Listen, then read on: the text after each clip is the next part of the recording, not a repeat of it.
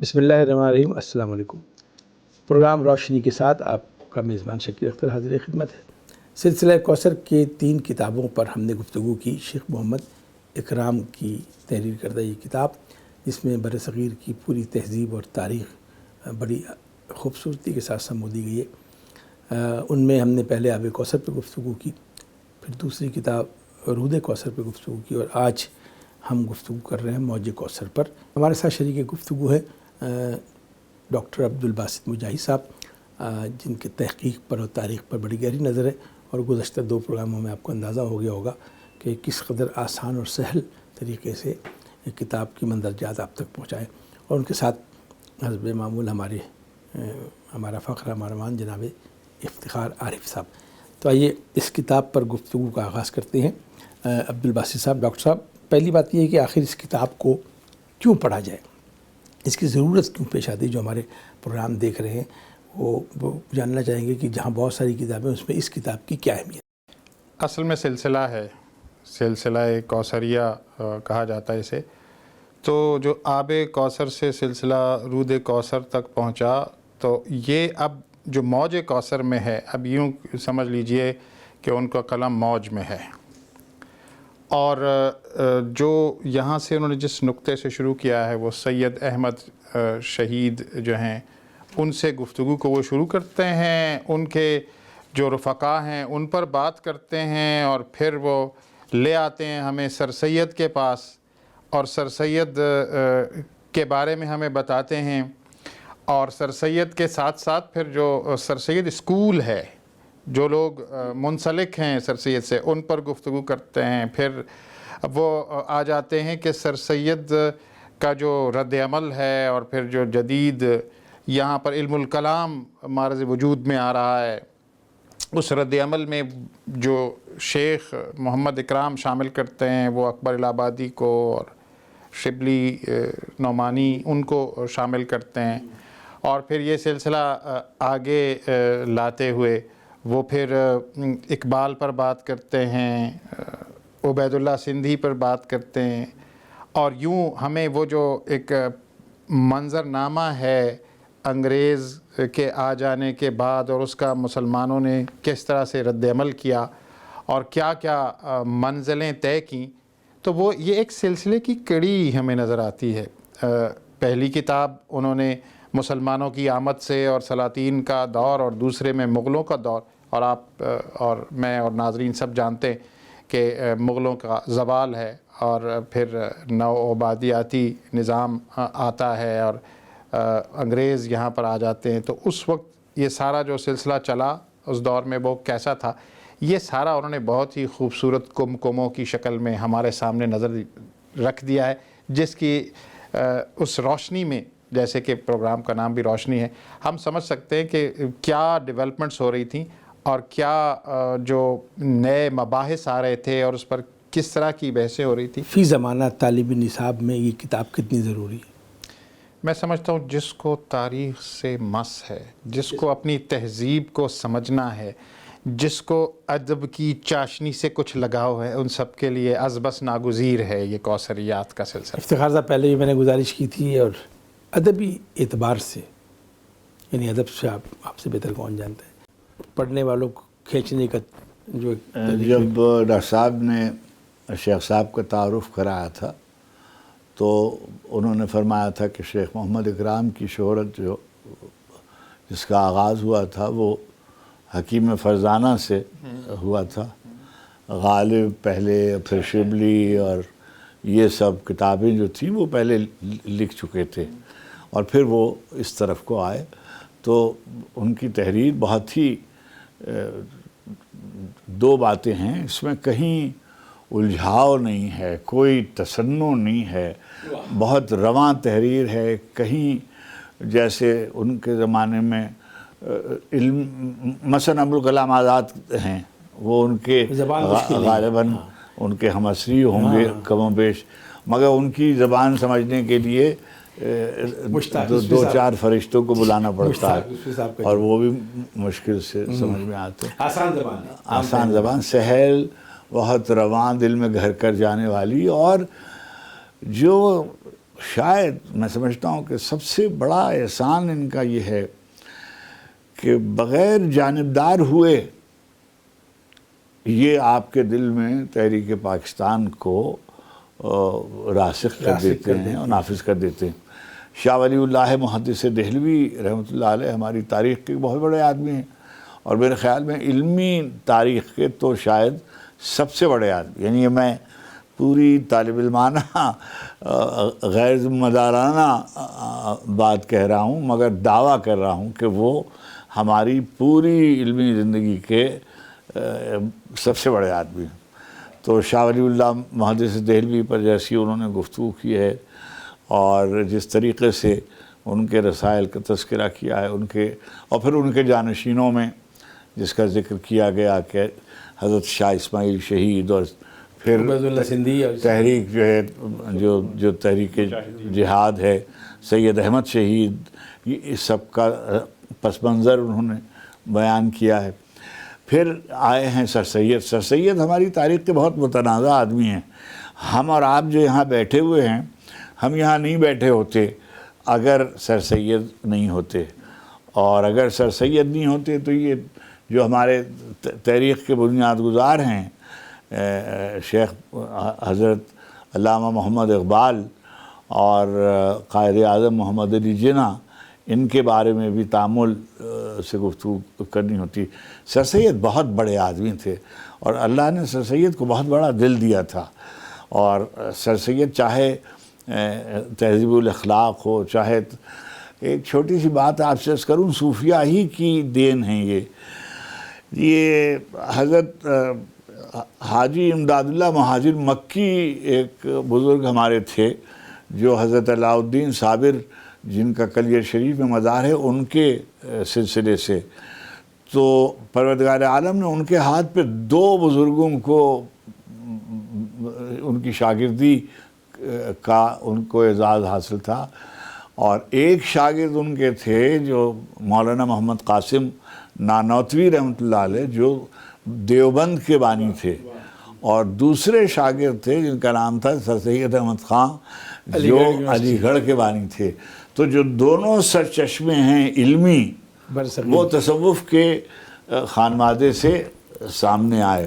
تو میں اس بات کو دوبارہ دہرانا چاہوں گا، یہ دونوں کا مرکز جو ہے وہ تصوف ہے۔ جی آپ کہہ رہے اختلافی ہے سلسلہ، میں یہی تو گزارش کر رہا ہوں کہ آپ اختلافی کہہ لیے، مختلف کہہ لیجئے، مختلف اختلافی نہ کہیے اس کو، لیکن ماخذ ایک ہی ہے۔ مختلف کہیے کہ دیکھیے ایک تصویر 2 زاویوں سے دیکھی جا سکتی ہے نا، اور سب تصویریں ایک طرح کی نہیں ہوتی ہیں۔ اسلامی تاریخ پہ ہم فوراً بھاگ کے جاتے ہیں، لیکن اگر جائیں تو آپ دیکھیں گے کہ اللہ کے رسول صلی اللہ علیہ وسلم کے اطراف مختلف صحابہ ہیں جو آپ کو نظر آتے ہیں۔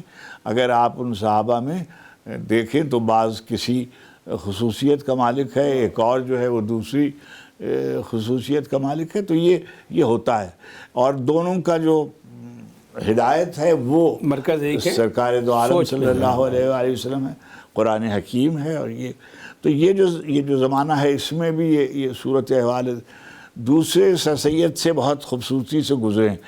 شیخ محمد اکرام سر سید اسکول کے آدمی ہیں بنیادی طور پر، چنانچہ سر سید پہ جتنے اعتراضات ہوئے ہیں وہ دائرہ طور پہ انہوں نے بیان بھی کر دیے ہیں، ان کا دفاع نہیں کیا ہے، لیکن جو دفاع ہوا تھا اس کو بیان کر دیا ہے، تاکہ آپ دونوں صورتیں اور پس منظر دیکھ لیں اور خود فیصلہ کریں کہ سر سید صحیح تھے کہ غلط تھے۔ بالکل جب اگلے 2 چیپٹر ہیں، ایک حالی پر ہے، ایک شبلی پہ ہے۔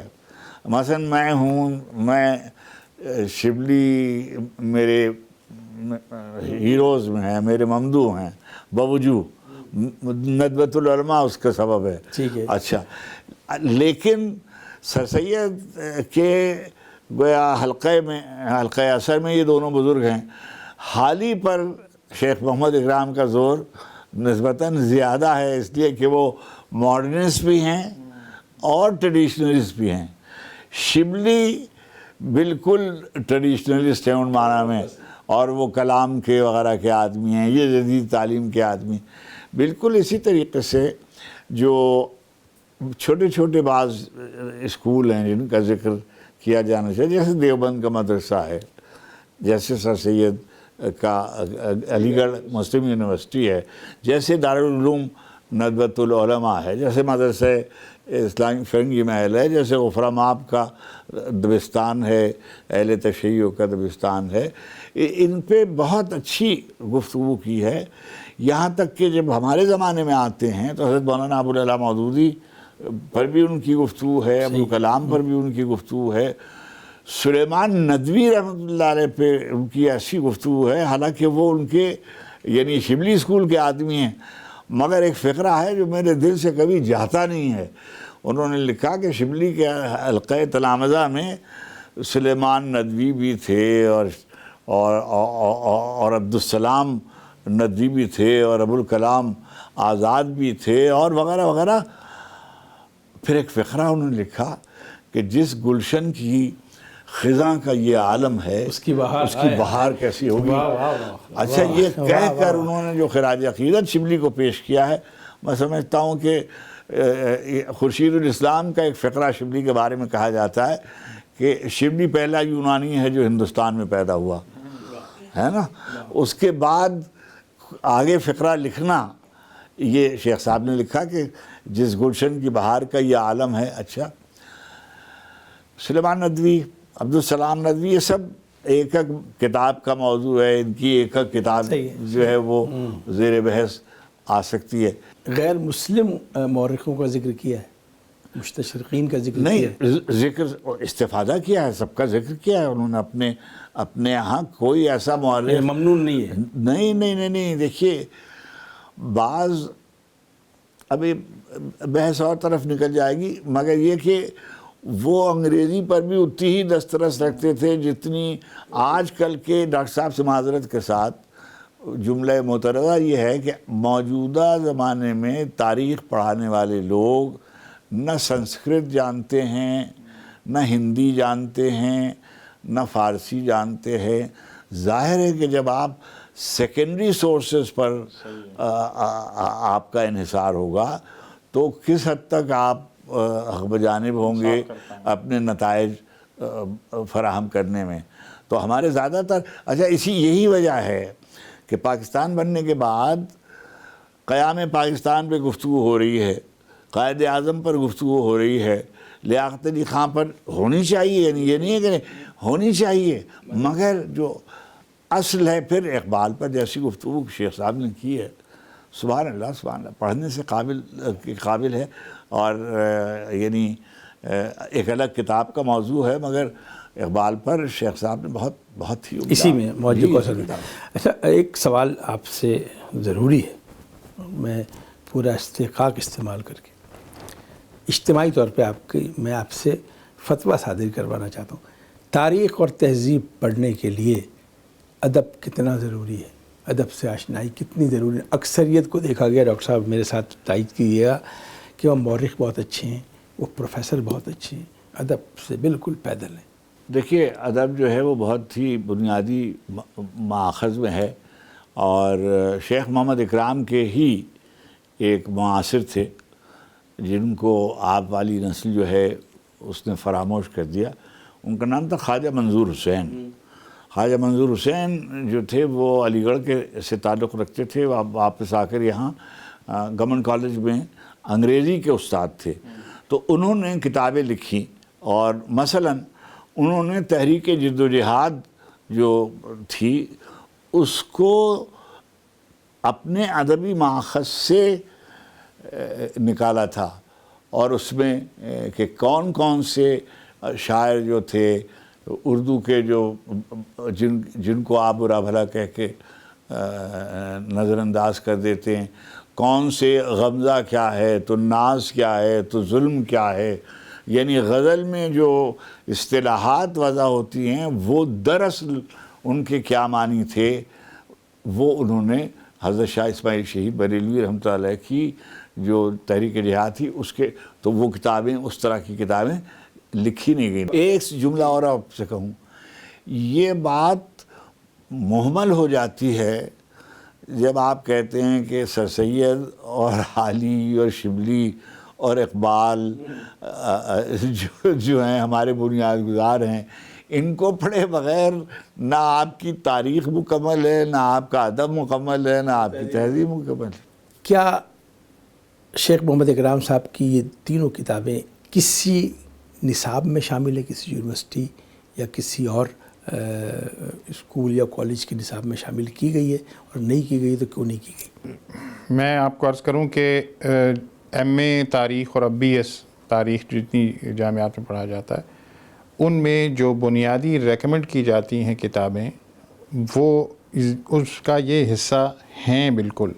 البتہ جس کو آپ ٹیکسٹ کہتے ہیں، ٹیکسٹ تو ایم اے کی سطح پر کوئی ٹیکسٹ نہیں، بات کر رہا ہوں۔ چھوٹی کلاسوں میں تو ظاہر ہے، یہ چھوٹی کلاسوں میں تو وہ اس کو سمجھ نہیں سکتے، اس سے اقتباسات لیے جا سکتے ہیں، لیکن یہ کہ اس کا جو ظاہر ہے کہ اس کی اٹھان جو ہے وہ آج کل کے زمانے میں تو ہمارے ایم فل اور پی ایچ ڈی کے طلباء جب اس کو پڑھ لیں تو یہ بڑی بات ہے، لیکن یہ ایک ایسا خزینہ ہے جس سے استفادہ کرنے کی ضرورت ہے۔ ایک بات میں عرض کرتا چلوں کہ اسی موج کوثر میں ظاہر علی گڑھ اور دیوبند اور اس سب پر بات انہوں نے کی ہے، لیکن انہوں نے ان کا جو اعتدال ہے وہ ظاہر ان کی ٹلٹ سر سید کی طرف ہے اور سر سید اسکول سے، جیسے افتخار صاحب نے فرمایا، لیکن انہوں نے ایک ضمیمہ شائع کیا لوگوں کو بتانے کے لیے، آج کے لوگوں کو سمجھانے کے لیے کہ اختلاف کیا ہوتا ہے اور احترام کیا ہوتا ہے۔ قاسم نانوتوی صاحب کا وصال ہوا اور سر سید نے ایک مضمون لکھا ہے اور جس موج کوثر کے ضمیمے میں شامل ہے، اور وہ جس طرح سے ان کی توصیف کر رہے ہیں، ان کے مقام بلند کو تسلیم کر رہے ہیں، تو وہ یہ شائستگی آج کے ہمارے زمانے کے لیے بہت ضروری ہے اس کو سمجھنا کہ اختلاف کا مطلب یہ نہیں ہوتا کہ فتوے ہو جائیں اور تان و تشنیع ہو اور پھر تلواریں بے نیام ہو جائیں۔ شعور کی علامت ہے یہ اختلاف تو وہ نبی کریم صلی اللہ علیہ وسلم کا جو ارشاد ہے جس کا مفہوم یہ ہے کہ میری امت میں اختلاف باعث برکت ہے، تو وہ برکت والا اختلاف کہاں گیا؟ جی میں یہ کہنا چاہ رہا تھا کہ اس کا انگریزی کا بھی ترجمہ ہوا ہے، اور ایک بات، اور دوسری بات جو اہم ہے وہ کہنا چاہیے کہ جو ادارہ ثقافت اسلامیہ ہے یہ ہمارا ایک ایسا ادارہ ہے جو باعث امتیاز و باعث فخر ہے۔ اس میں خلیفہ عبدالحکیم جیسے بزرگوں نے اس کی سربراہی کی ہے، شیخ محمد اکرام جیسے لوگوں کی سرپرستی اس کو حاصل رہی ہے، اور اس نے اسلامی تاریخ و تہذیب پر نہایت اعلیٰ درجے کی کتابیں شائع کی ہیں۔ تو ہمارے نوجوانوں کو اس کی شائع کردہ کتابوں سے استفادہ کرتے رہنا چاہیے۔ یہ ادارہ ثقافت اسلامیہ لاہور کی آپ بات کر رہے ہیں، ظاہر بات ہے جو تشنگان علم ہیں وہ ضرور اس طرف رجوع کریں گے۔ بہت بہت شکریہ جناب افتخار صاحب آپ کا، اور ڈاکٹر عبدالباسط مجاہد صاحب آپ کا۔ کتاب سے دوستی رکھیے اور اپنے مطالعے میں کتاب کو شامل ضرور رکھیے۔ ہمارے اس پروگرام کا بنیادی مقصد یہ ہے کہاں تک ہم کامیاب ہوئے ہیں اس کا ہمیں فیڈ بیک ضرور دیجیے گا۔ کتاب پہ گفتگو ہونی چاہیے، علم کی روشنی پھیلنی چاہیے۔ شکریہ، کو اجازت دیجیے۔ اللہ نگہبان۔